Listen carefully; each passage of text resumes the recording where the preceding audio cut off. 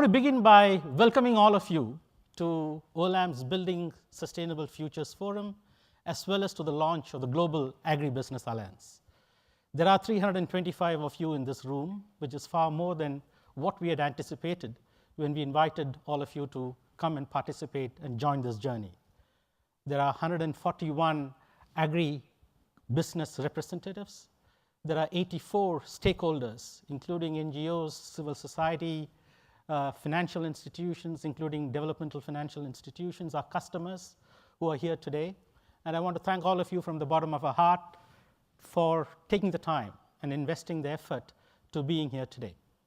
And what a fantastic setting to have a seminar of this kind or a meet of this kind.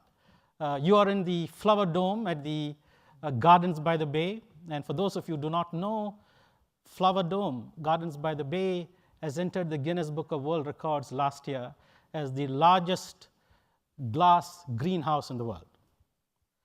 This conservatory where you're sitting today, which is the Cool and Dry Conservatory, has created the microclimate of semi-arid and Mediterranean climates.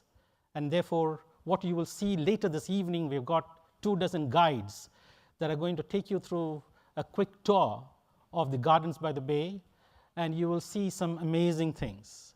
It is really something that will leave a very deep imprint on all of you. You will see an olive tree that is 1,000 years old. For those of you who don't know, olives have been growing for 10,000 years.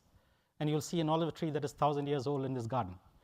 And you will see all kinds of Mediterranean, Californian, Spain, Italy, South African flora that the guides will take you through this evening. So I'd encourage all of you who have not seen Gardens by the Bay and visited the Flower Dome to take that opportunity this evening to go through that. I was also particularly inspired by the ideal of Arisa, the notion that the future is not something that happens to us. The future is something that we can create. And I'm clear and confident in my mind that each of us in this room will take a small step today to creating the future that we want. So the first message that I wanted to share is really going back to the genesis of why we convened the Building Sustainable Futures Forum.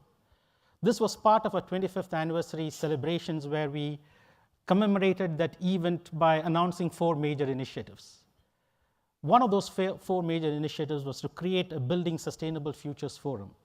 Because at Olam, we had the view that the major developmental challenges that confront us this century, which for us includes food security, water security, energy security, the impact of climate change, sustainable growth without depleting natural capital and natural resources, the benefits that we derive from nature when we conduct our operations, and finally, inclusive growth. Although the world economy in the last 100 years has grown dramatically, inequality has grown across both the developing world and the developed world.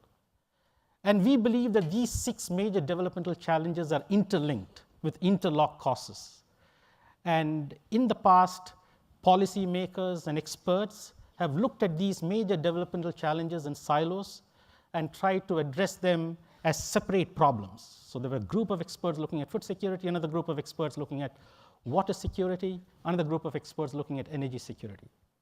Being in the agricultural sector ourselves, we know that 45 to 47% of the cost of production in large-scale agricultural systems, and we are today probably the world's largest farmer. We own and manage 3.4 million hectares of land across 26 countries, and we grow 21 different crops in these 26 different countries.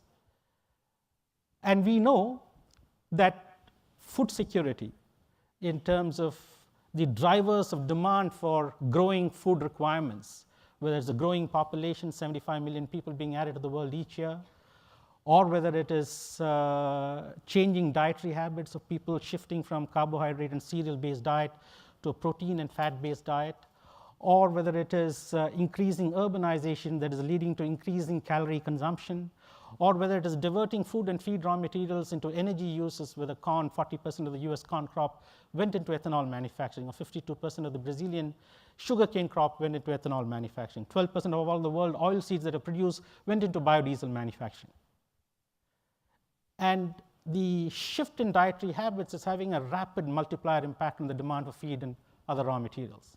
On the supply side, we have some major constraints in terms of decreasing arable land, and arable land in the last 20 years has decreased by almost 20% because of soil degradation, salinization, alkalization, soil erosion, and all the deleterious impact of intensive farming. And we have reduced agricultural productivity, which is a supply side constraint. Big elephant in the room is water. We need about 7 trillion cubic meters of water by 2030 to feed an 8.5 billion population. And we today have roughly 4.5 trillion cubic meters of water. So we're going to be at least short by about 40% of what water we need to grow the crops that we need to feed ourselves. And that is a challenge. And then we have the impact of climate change. And we can see, and the miracle that happened last year in terms of 170 odd countries coming together and signing the climate accord is a very positive thing. And the launch of the Sustainable Development Goals last year by the UN gives us also a clearer framework on what we can do going forward. So agriculture, as we all know, sitting in this room, we are all connected to that sector in some form or the other, is hugely important to the global economy. It employs 2 billion people. Roughly 40% of the world's employment is generated from agriculture. The farm gate production value of all the agricultural produce that is produced is about $6 trillion. But the processed value-added value of that is significantly higher, several times order of multiple than just the farm gate production value. We also know that agriculture, however, contributes to more than 71% of all the freshwater withdrawals. We also know that agriculture contributes to about 12% of all the man-made greenhouse gas emissions. And if you look at the forestry sector and the land use changes, that number goes up to 25%. And we know that FAO this year said that 795 million people are going to bed hungry every night. And therefore, it is ironic that given that 3.2 million children are dying every year as a result of hunger and malnutrition, we waste 35% of all the food that we produce, both in the developing world as well as in the developed world. In the developing world, that food is lost because of infrastructure deficits between the production point and the consumption point. And in the developed world, sinfully, it is lost at the table because of food waste at the table. And if you look at the amount of water that is used in producing that 35% of the food that we waste, or the greenhouse gas emissions that we have engendered in producing that food, it is quite a criminal waste. So how do we try and sort of fix that consequence? And that is really what we are trying to address today in the two segments of the day. The first about building sustainable futures for all of us, and the second about launching the Global Agribusiness Alliance. We believe that in the last 100 years, the energy sector was a geopolitical sector, and it was very politically sensitive. We fought wars over oil. And we believe that we will have bigger confrontations and geopolitical conflicts over food and water. And it is very important, therefore, as stakeholders who are interested in this sector, that we come together to address some of these issues. My own personal journey and Olam's personal journey in our road to sustainability, our sensibilities were developed only in the last 11, 12 years. I'm 57 years old. It is only in the last 12 years that we began to understand the importance of sustainability. And we began to understand the importance of sustainability not for the traditional objectives that we look at incorporating sustainability at the core of our business. One objective that most companies follow, and which we did in our early days, was to really score public relations brownie points, to catalog all the good deeds that we did in the year and put it in an annual report.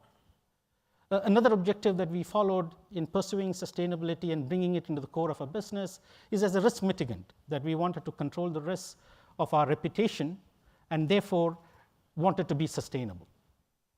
The third objective that companies do follow in sustainability is to make sustainability a competitive differentiator.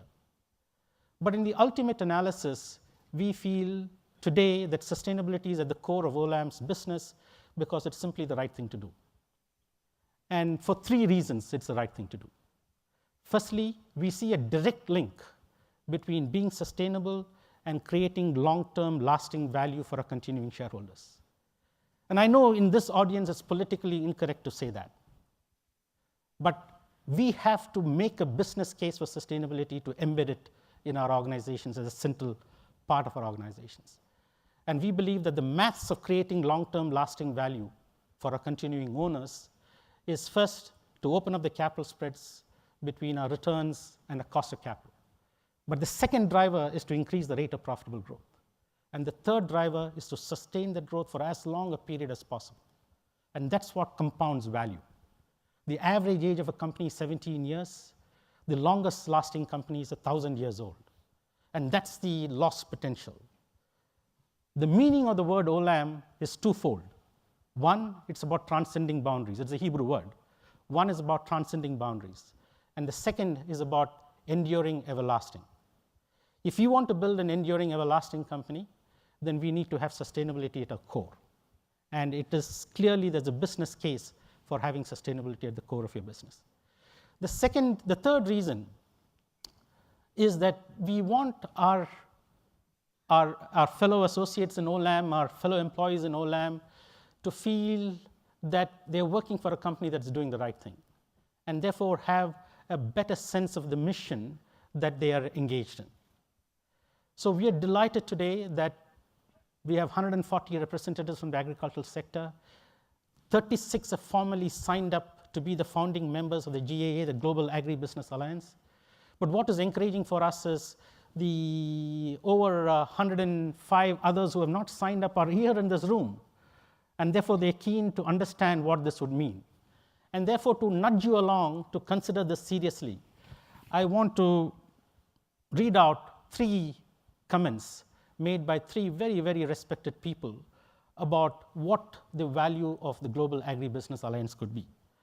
First, let me read out what David Nabarro, the Special Advisor to the UN Secretary General on the 2030 Agenda for Sustainable Development and Climate Change, and what he said. So he said, achieving the Sustainable Development Goals by 2030 will change our world. Eradicating poverty, tackling climate change, and ensuring a prosperous, safe, and healthy future for our children and our grandchildren. The SDGs also represent an important opportunity for responsible businesses and are essential for sustainable economic growth. Achieving the SDGs will only be possible with the full commitment of the business community, transforming their business models to also deliver social and environmental value, and working in partnership with the public sector and civil society. The launch of the Global Agribusiness Alliance today in Singapore is excellent news for the SDGs. The second quote that I want to read out is from Lord Mark Malloch Brown. He is the chair of the Business and Sustainable Development Commission, and he said, agribusiness is most clearly linked to SDGs related to reducing hunger and ending poverty, but it is also critical to protecting livelihoods, achieving gender equality, and fulfilling education. The companies of the Global Agribusiness Alliance understand that their sector must help achieve sustainable development, but they also recognize the SDGs represent a tremendous business opportunity. We at the Business Commission look forward to working with the Global Agribusiness Alliance and its member companies to seize these opportunities and create a more inclusive and sustainable world. And finally, Paul Polman, the CEO of Unilever, who will be keynoting at tonight's dinner, and who is a member of the Sustainable Development Goals Advisory Group or Advocacy Group, he said, the Global Agribusiness Alliance is a major step in aligning the critical sector behind the Sustainable Development Goals. We know the SDGs cannot be achieved without business, and we must all go beyond our own individual supply chain towards broader sector-wide and value chain approaches. The Alliance can catalyze like-minded businesses and collaborate with each other and build platforms to deliver positive impact for the world. I want to thank you all for coming and being a part of this, and I'm deeply indebted to Andrew Steer, CEO of World Resources Institute, Peter Barker, the President and CEO of the World Business Council for Sustainable Development, Pawan Sukhdev, who's a natural capital economist and who has been the intellectual backbone for some of the stuff that Olam is doing, Hoon Kim from the International Fund for Agricultural Development, and Jeremy Oppenheim, who is the program director for the Business Council for Sustainable Development and the founder CEO of System IQ. We are also deeply grateful for Alejandro Litovsky's advocacy, and he will be presenting later this afternoon, and for Peter White, the CEO of the World Business Council for Sustainable Development, and for Matthew Reddy, who will be part of that, and for David Shukman, the science editor of BBC. If you see David's programs, I think he puts it in very clear and simple terms why this matters so much to all of us. I want to welcome them all and thank them for their support, and I want to wish you all a great day. Thank you.